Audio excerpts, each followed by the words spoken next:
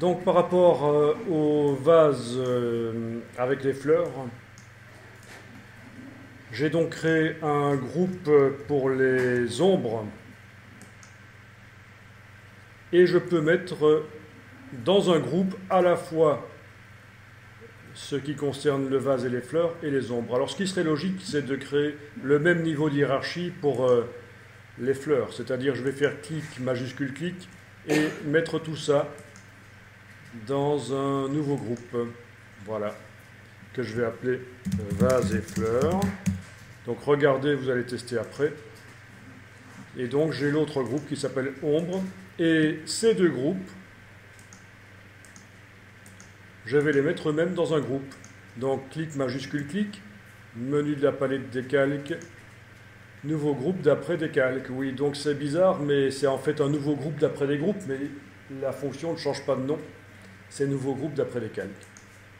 Voilà. Et je vais appeler ça vase et fleurs et ombre. Voilà. On est d'accord? Donc vous avez à l'intérieur du groupe vase et fleurs et ombre, vous avez deux groupes, le vase et les fleurs et les ombres. Donc ça c'est intéressant, si je veux déplacer rapidement ceci vers une autre image, je n'aurai qu'à déplacer le groupe et je pourrai rapidement donc obtenir ça dans une autre image. C'est donc une aide au transfert des calques, les groupes. Mais au départ, le but c'est aussi surtout de faciliter la compréhension de la palette des calques, c'est simplifier l'aspect de la palette des calques. Donc je vous montre ici rapidement, j'ai l'image du désert qui est là, j'ai les fleurs qui sont là, et si je transfère le groupe, en travaillant sur l'image des fleurs, si je transfère le groupe que je viens de créer, vase et fleurs et ombre, voilà, tout est transféré. Et là je remarque que j'ai un petit problème d'image fantôme qui doit venir d'où? Il faut voir. Tiens, sur la version verte, ça ne se voyait pas. Donc, vous savez ce que je vais faire? Je vais jeter le groupe ici et je vais... Voilà, je le jette à la corbeille dans l'image du désert et je vais revenir sur mon image des fleurs et voir un peu ce qui se passe. Peut-être agrandir un peu la zone de travail. Image taille de la zone de travail, passer de 35 à 40. Voilà. Puis remplir le calque d'arrière-plan avec du noir. Le calque d'arrière-plan, je le remplis avec du noir. Bon, c'est pas sorcier, vous n'avez pas besoin de le faire, vous regardez simplement. Je vais tenter de repérer d'où vient le problème de cette image fantôme, en fait.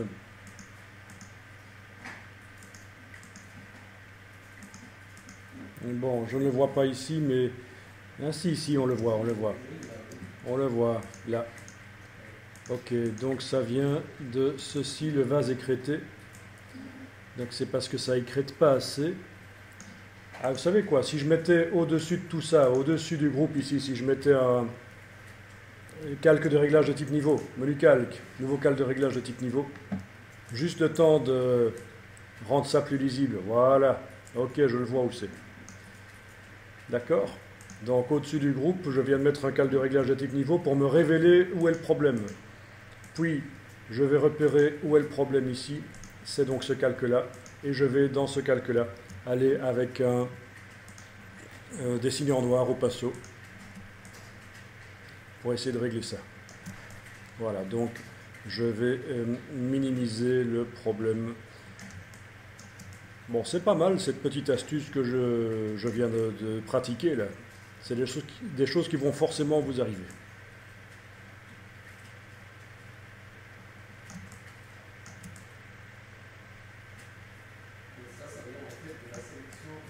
Ça vient de l'écrêtage sur le vase qui garde des pixels blancs visibles. J'ai pas envie d'aller bouger à l'écrêtage, donc j'y vais par un masque de fusion, enfin, qui était déjà là, pour empêcher que le reflet du vase soit visible, mais j'ai été l'améliorer ici. Donc maintenant, si j'enlève l'œil en face du calque de réglage niveau au-dessus, donc il n'agit plus. sur le calque d'en dessous, si je remplis par une autre couleur que du noir, je vais pouvoir visualiser et voir si ça pose un problème. Édition remplir avec couleur. Voilà, ok. Et donc là, j'en étais à essayer de transférer ça vers l'autre décor. Et je disais qu'il suffit de transférer le groupe vase et les fleurs et ombres. Voilà. Et j'ai transféré plusieurs calques d'un coup. Voilà, voilà. On est d'accord ? Donc les groupes, c'est intéressant. Et pareil, et l'image fantôme que j'avais tout à l'heure, je n'ai plus parce que j'ai été réglé le problème. Donc je vais enregistrer ceci sous le nom avec l'image fantôme supprimée. Voilà. Comme ça, vous vous souviendrez. Et là.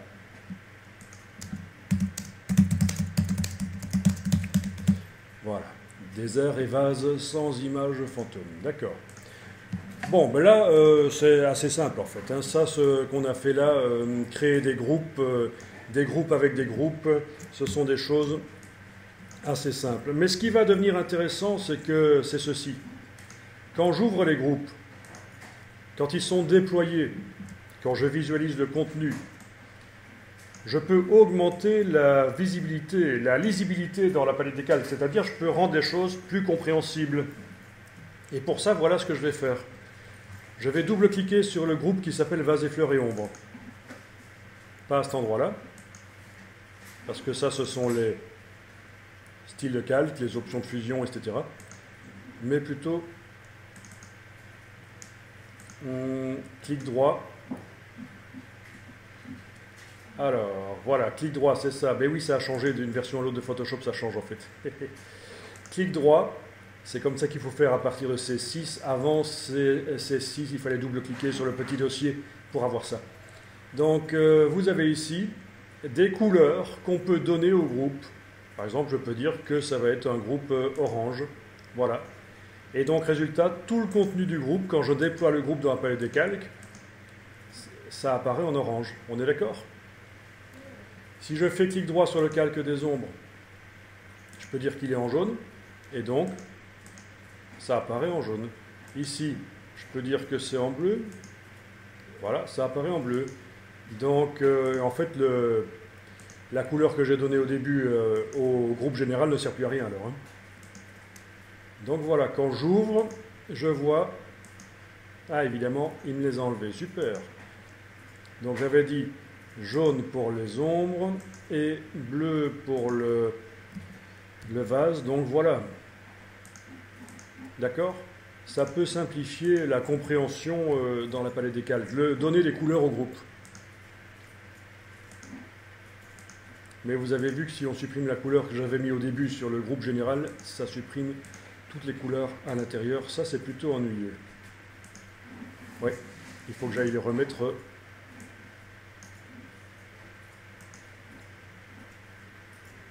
Voilà. Je choisis d'autres couleurs ici. Donc, pratique ça.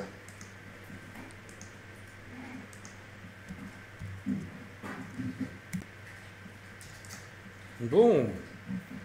Alors, la suite. Je vais faire la marionnette, c'est juste un petit rappel.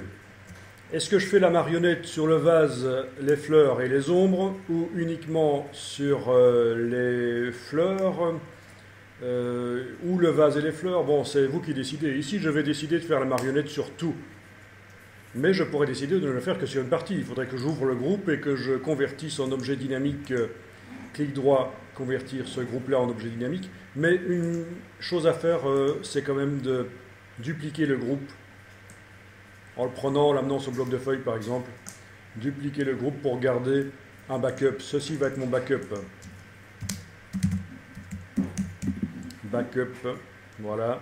Et je ne l'affiche pas, sinon ça va me perturber ce que je vais faire pour la suite. Et alors le groupe ici, je double-clique sur le nom et je vais l'appeler marionnette. Voilà. Marionnette. Et pour que la marionnette puisse se faire là-dessus, je vais devoir convertir donc en objet dynamique. Clic droit, convertir en objet dynamique. Donc le groupe et apparaît sous la forme d'un objet dynamique. Si je double-clique sur l'objet dynamique, je vois apparaître le groupe. Sur la partie gauche, je double-clique, je vois apparaître le groupe avec tous les calques qu'il contient. On est d'accord? Donc je peux encore aller modifier les choses si je veux, notamment aller modifier la couleur d'une fleur si je veux. Je vais rapidement ici me mettre au-dessus du calque des fleurs, au lasso avec un contour progressif de 10 pixels par exemple. Je vais rapidement aller entourer la fleur ici, voilà, et mettre un calque de réglage de type teinte saturation pour rapidement changer la couleur de la fleur, voilà. Donc c'est vraiment vous qui voyez. Il est possible encore donc de changer les couleurs. Ok. Bon, étant donné que j'ai fait une sélection avec un lasso à bord flou, il est possible qu'une partie de la tige subisse la colorisation aussi. Bien. Fichier enregistré, et donc, si je fais fichier fermé, je vois directement derrière ce que ça donne. Si je veux être plus créatif et avoir les deux fenêtres côte à côte, c'est possible aussi. Je peux double-cliquer donc sur l'objet dynamique. Voilà, il s'ouvre, ok. Et je peux, rien ne m'empêche d'avoir les deux fenêtres côte à côte. Menu fenêtre réorganisé, deux vignettes verticales. Fenêtre réorganisée, deux vignettes verticales. Et à partir de là, je peux aller travailler dans l'objet dynamique qui est à droite, et je verrai directement ce que ça donne à gauche. Donc je vais le faire ici. Lasso avec contour progressif de 10 pixels.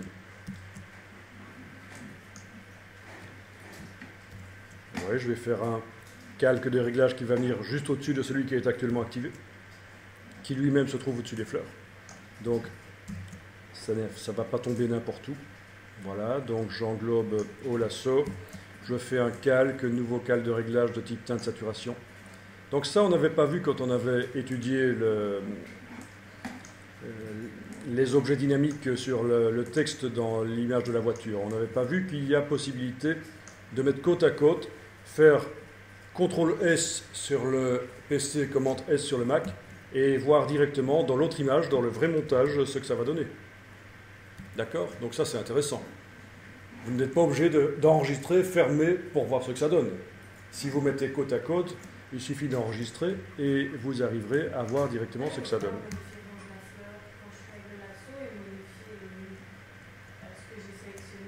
Donc il modifie la tige un peu aussi. Il modifie tout. Quand tu sélectionnes la fleur et que tu fais un calque de réglage, il modifie tout. Avec le lasso. Bon, je vais venir voir. Voilà, donc ne pas oublier d'écréter, mais dans ce cas, sinon, il n'y a même pas besoin parce qu'elles sont en dessous, c'est pas écrété chez moi. Donc le problème chez toi venait d'autre chose. Ok, donc ça c'est l'objet dynamique que je ferme une fois que je l'ai modifié. Et voilà, donc enregistré, qu'est-ce que c'est la dernière chose que j'ai faite? Pas grand-chose apparemment, ça ne se répercute pas vraiment dans le montage ici.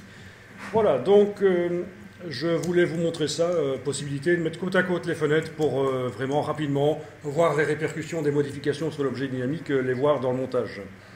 Et si j'ai fait un objet dynamique avec ceci, c'est parce que je veux mettre une marionnette dessus, donc édition, déformation, la marionnette.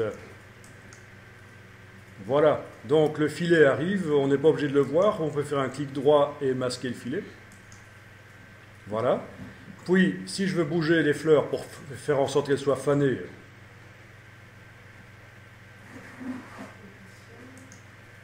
ok, tant que je n'ai pas validé la marionnette, il n'apparaîtra pas dans la palette des calques. Mais en tout cas, je suis dans le mode marionnette. Eh bien, si je veux faner les fleurs, je mets une punaise ici. Si je bouge cette punaise-là, seulement, ben, je suis en train de bouger tout le pot. Aucun intérêt. On est d'accord? Pas d'intérêt, ça. Hein? Si je mets une deuxième punaise, ici, par exemple, voilà, et que je bouge, je suis en train de tourner le pot autour de l'autre punaise. On est d'accord? Pas d'intérêt. Si je veux faire faner la fleur, il faut que je mette une punaise supplémentaire ici. Voilà. Voilà. D'accord? Là, ça marche. Donc, il faut vraiment penser où on met les punaises pour coincer, pour que ça ne bouge pas. Voilà.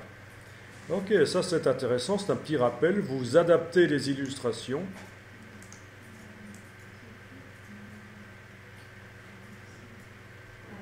Très sympa de pouvoir adapter comme ça les illustrations. Et alors n'oubliez pas que vous avez différents modes, notamment le mode rigidité qui peut changer la manière dont ça se passe. Voilà, notamment ici, si je passe en mode rigidité au lieu de normal, ça change quelque chose, notamment, voilà, ici. Mais celle-là, je vais la supprimer, touche Alt malgré tout. Touche Alt, clic, voilà.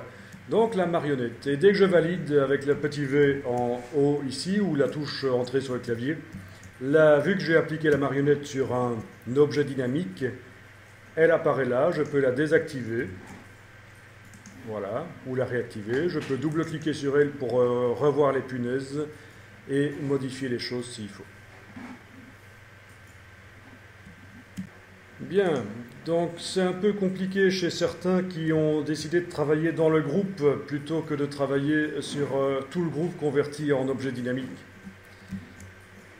Donc je m'explique, je vais redupliquer le groupe d'en bas.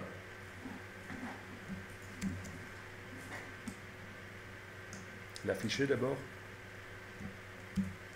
Alors, oui, il faudrait déjà que je valide la marionnette parce que là je ne sais plus rien faire en fait. Voilà. Donc je vais enlever l'œil ici en face de l'objet dynamique, rétracter les filtres, voilà. Ok, pour rétracter les filtres, pour que ce soit plus clair. Ensuite, ah oui, au fait, sur un calque seul, je peux aussi mettre une couleur si je veux. C'est pas impossible. C'est pas seulement sur les groupes. Hein.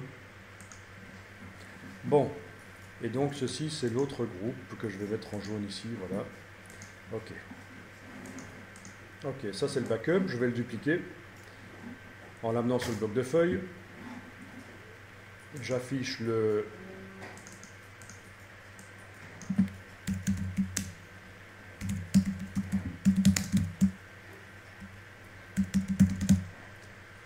ok, des mots marionnettes partielles, ça veut dire que je vais faire la marionnette pas sur tout, mais sur seulement une partie, comme certains d'entre vous ont essayé de le faire.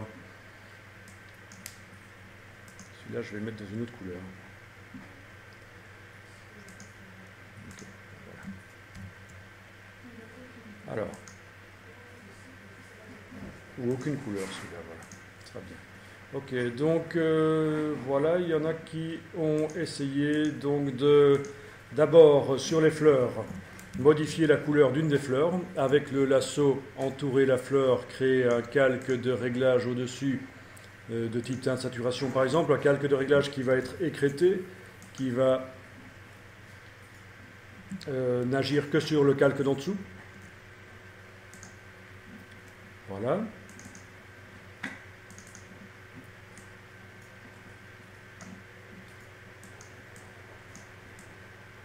Ok, d'accord. Mais franchement, oui, ça marche, mais avec certaines couleurs, la fleur va disparaître parce que le calque est écrété. Ça commence à devenir un peu compliqué en fait. Je pourrais vous expliquer, mais c'est un peu compliqué.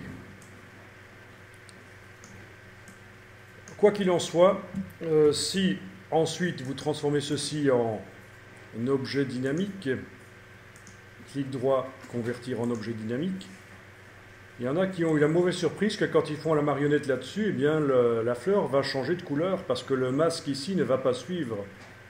D'accord ? Édition, déformation de la marionnette.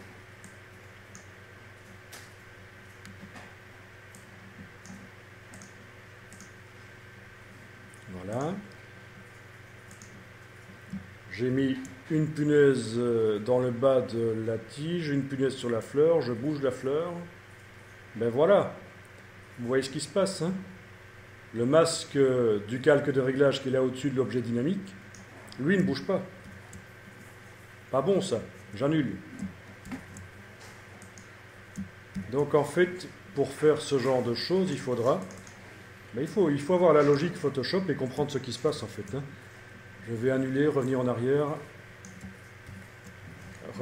plusieurs fois. Voilà. Donc mes fleurs ici ne sont pas encore converties en objet dynamique. Je vais aller en avant parce que j'ai besoin de mon calque de réglage. Voilà, c'est ça. Donc ben, évidemment, la logique c'est quoi? Ben, vous le savez, hein, c'est activer les deux et convertir les deux en objet dynamique. Comme ça. Le masque de fusion qui modifie ce qui est sur le calque de réglage qui modifie cette fleur-là, ben il va bouger avec la marionnette. Il n'y a pas de problème, il bougera avec la marionnette. Édition, déformation de la marionnette. Clic au bas de la tige.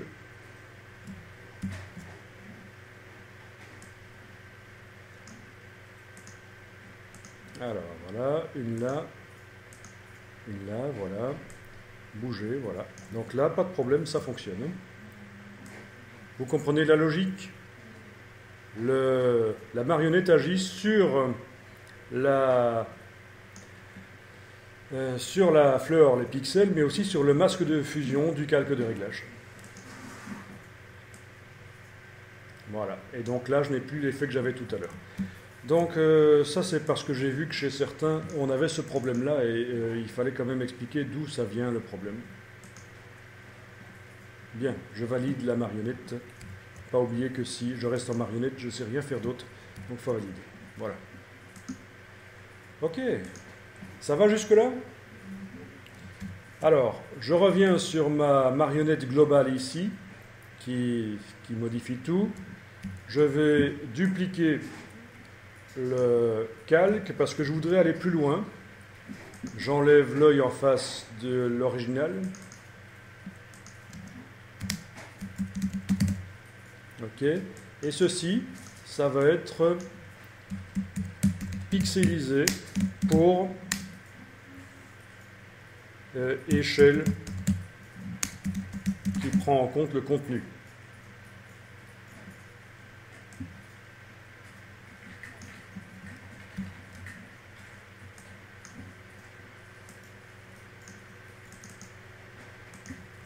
Ok, je suis arrivé au bout du nom que je peux mettre dans la palette des calques.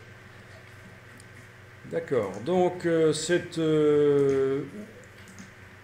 cet objet dynamique-ci, je vais le pixeliser pour pouvoir, sur lui, mettre autre chose qu'on avait vu, c'est l'échelle basée sur le contenu, mais qui actuellement est grisée parce que ça ne fonctionne pas sur des objets dynamiques dans cette version-ci de Photoshop. Donc peut-être que plus tard, ça ira. Donc je fais un clic droit, voyons un peu ça, clic droit, est-ce qu'il me propose de pixeliser le calque? Voilà, pixeliser le calque. Voilà, il n'y a plus la petite icône qui indique que c'est un objet dynamique, contrairement au précédent qui est mon backup, non affiché. Il n'y a plus la petite icône, mais maintenant, donc j'ai dans le menu édition, j'ai l'échelle basée sur le contenu qui est accessible. Voilà, et je peux aller faire des petits tests ici, avec ça. Voyons notamment ça, vous voyez, c'est intéressant, c'est allonger le vase si on veut. Ok. On sait étroitiser ou élargir.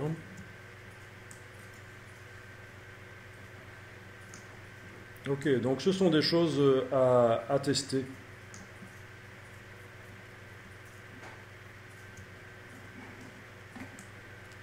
Vous voyez que par rapport à l'image de départ, on commence à s'éloigner assez bien. L'ombre, ça devient foireux, il faudra la recommencer. Voilà. Parce que l'échelle basée sur le contenu, ça casse parfois les choses. Il faut aller faire des retouches après. Mais donc voilà, petit rappel de ce qu'on avait vu.